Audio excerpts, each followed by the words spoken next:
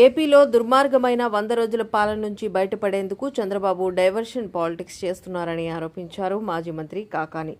తిరుమల శ్రీవారి లడ్డు అడ్డు పెట్టుకుని చంద్రబాబు విష ప్రచారం చేస్తున్నారని మండిపడ్డారు. మాజీ మంత్రి కాకాని సోమవారం మీడియాతో మాట్లాడుతూ తిరుమల లడ్డు పేరుతో రాజకీయాలు సరికాదు, చంద్రబాబుకు నిజంగా చిత్తశుద్ధి ఉంటే శ్రీవారి ప్రతిష్టను దిగజార్చవద్దు, సిఐడితో కాకుండా సిబిఐ లేదా సుప్రీంకోర్టు సిట్టింగ్ జడ్జితో విచారణ జరిపించాలి, రాజకీయంగా పబ్బం గడుపుకునేందుకే వైఎస్ జగన్పై తప్పుడు ప్రచారం చేస్తున్నారు, దుర్మార్గమైన 100 రోజుల పాలన నుంచి బయటపడేందుకు డైవర్షన్ పాలిటిక్స్ చేస్తున్నారని ఆయన మండిపడ్డారు.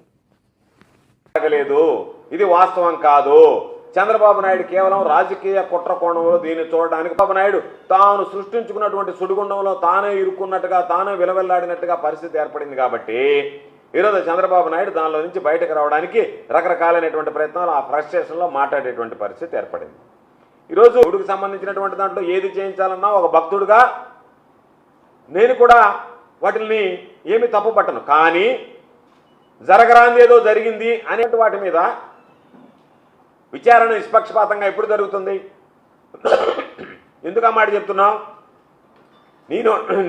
నీ నోటి గుండా చేశాడు అటువంటి మాటలు మాట్లాడేటువంటి నువ్వు ఇది నిష్పక్షపాతంగా విచారణ జరగాలి అంటే నీ ఆధ్వర్యంలో నీ ఆధీనంలో జరగడం శ్రేయస్కరం. పక్షపాతంగా దీని మీద దర్యాప్తు జరగాలి అంటే ఏదైనా కేంద్ర ప్రభుత్వ ఆధీనంలో ఉండేటువంటి స్వయం ప్రతిపత్తి కలిగినటువంటి సంస్థ ద్వారా సిబిఐ లాంటిదో అలాంటి దాని ద్వారా లేదా అనేటువంటి వాస్తవాలు వెలుగులోకి చూస్తాయి.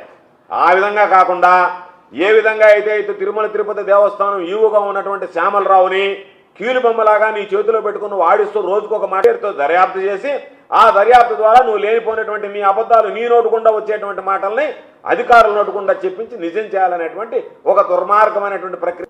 ఒక మాట మాట్లాడావు, అనిమల్ ఫ్యాట్ ఉందని చెప్పి మాట్లాడావు. ఈవో గారు ఏం చెప్పాడు? దాంట్లో వెజిటబుల్ ఫ్యాట్ ఉన్నట్టుగా కనుక్కున్నాం, డాల్డా వనస్పతిలో ఉండేటువంటి విధంగా ఉన్నాయి అని చెప్పి లేనటువంటి అబద్ధాన్ని నిజం చేసేటువంటి ప్రయత్నం చేస్తే మరలా నువ్వు బలవంతం చేస్తే ఏ నోటుకుండా అయితే ఈవో అనేటువంటి వ్యక్తి ఈరోజు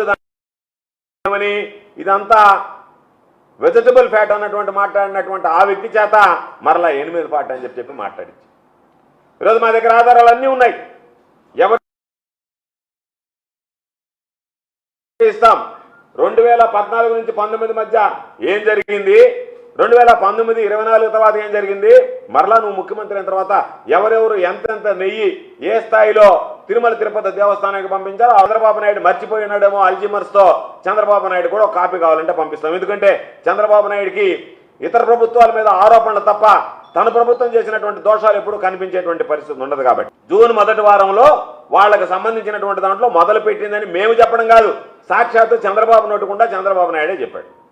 జూన్ మొదటి వారంలో అని చెప్తే ఈ వ్యవహారం అంతా జూలైలో కనిపెట్టారు. ఈరోజు తిరుమలకి సంబంధించి ఒక ల్యాబ్ ఉందా లేదా, ఆ ల్యాబ్లో టెస్టులు చేస్తామా లేదా,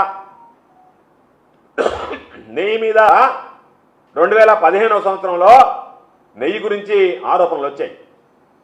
బహుశా చాలామంది పత్రికల్లో కూడా వచ్చాయి, ప్రధానమైనటువంటి పత్రికలు కూడా రాశాయి. ఆ రోజు అంటే టీటీడీ ల్యాబ్లోనే మేము 3 టెస్టులు చేస్తాం. రోజు చేసిన తర్వాత దీంట్లో అడల్టరేషన్ ఉందా లేదా, కల్తీ జరిగిందా లేదా అనేటువంటిది నిర్ధారించుకున్న తర్వాతనే ఆ వాహనం పోర్టుకు వెళ్తుంది. తిరుపతిలో అసలు ల్యాబ్లే లేవన్నట్టుగా మాట్లాడుతున్నాం. ఆ రోజు నువ్వు అధికారం ఉన్నప్పుడు మీ అధికారులు చెప్పినటువంటి దానికి భిన్నంగా ఈరోజు నువ్వు మాట్లాడుతున్నావు అంటేనే నీకు దురుద్దేశం ఉంది అని చెప్పని స్పష్టంగా అర్థమైపోయింది. సరేనంటున్నావా? నువ్వు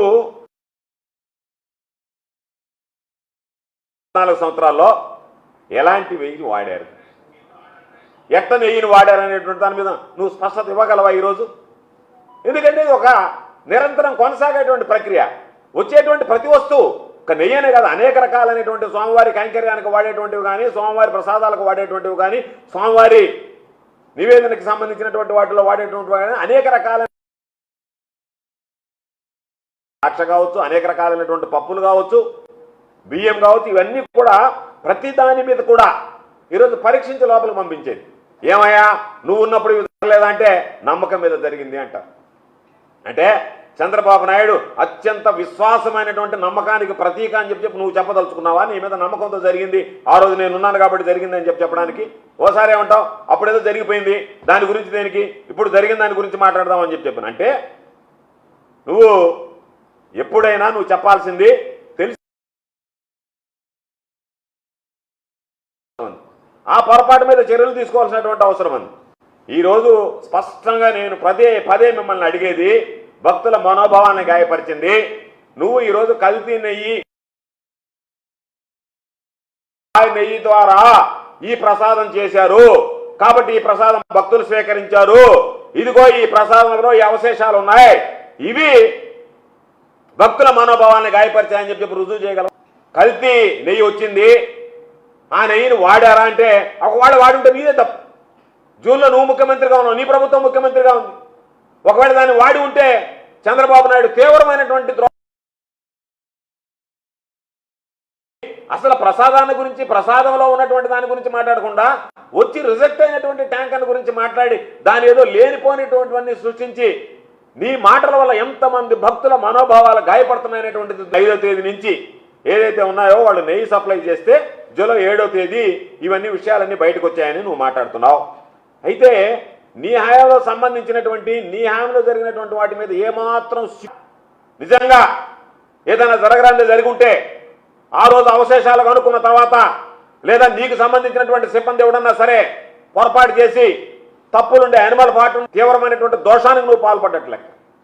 కాబట్టి నీ ప్రభుత్వ హయాంలో వచ్చినటువంటి దాన్ని ఎప్పుడో జూన్లో ప్రారంభమైతే జూలైలో వస్తే దాన్ని సెప్టెంబర్లో నువ్వు మాట్లాడుతున్నావంటేనే దీంట్లో ఒక కుట్రకోణం దాగి ఉందనేటువంటిది స్పష్ట. ఆయనేమో నేను ప్రాయశ్చిత్త దీక్ష అన్నాడు. దేనికి? నువ్వు మాట్లాడినటువంటి మాటలకి ప్రాయశ్చిత్త దీక్ష అని నేను అభిప్రాయపడుతున్నా. ఎందుకంటే నిన్న పంత నానాజీ అనేటువంటి వ్యక్తి వల్ల తప్పు జరిగింది కాబట్టి నేను ప్రాయశ్చిత్త దీక్ష చేసుకుంటానని చెప్పి ఈరోజు పత్రికలో చూసాం. అంటే ప్రాయశ్చిత్త దీక్ష నీకు సంబంధించినటువంటి జనసేన పార్టీ ఎందుకు చేస్తుంది? ఏదైనా ఒకరిని దూషించడమో తప్పులు మాట్లాడితే ప్రాయశ్చిత్త, రాజకీయ విమర్శలకు పాల్పడ్డాను కాబట్టి దానికి ప్రాయశ్చిత్త దోషం చేసుకుంటున్నావా? లేదు దేనివల్ల ప్రాయశ్చిత్త దోషం చేసుకుంటున్నావు? ఏది జరగరాంది జరిగితే